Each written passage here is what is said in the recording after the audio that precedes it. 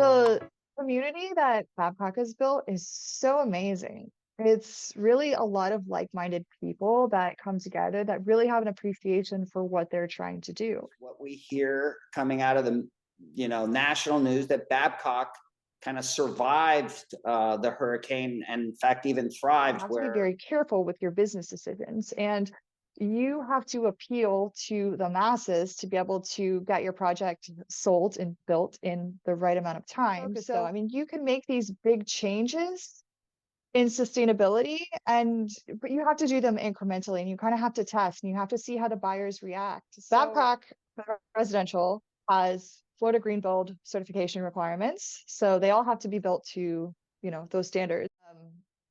One of the largest solar arrays, and they have the largest battery backup as well, or one of the top. Obviously, things change so quickly, but it's essentially enough to offset the power demand from the town. Much of the water was redesigned to go back to its original hydrology, and that was a big part of why they did well in the hurricanes. Recreation and enhancement zones. So just protecting the natural habitat that is supposed to do that anyways. I mean, our natural habitats are there for a reason. They manage all of this for us. So we have to be careful not to impact that.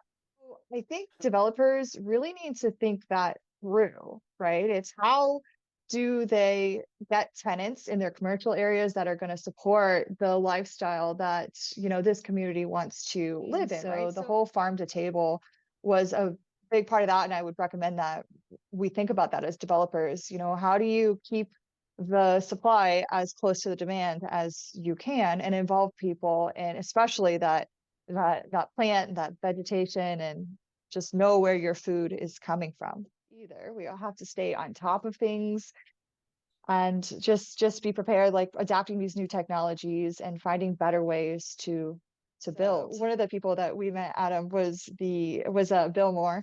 And I loved his saying that you don't have to build on the granola highway, but you have to do the things that are good for you, the things that you can have the small control over.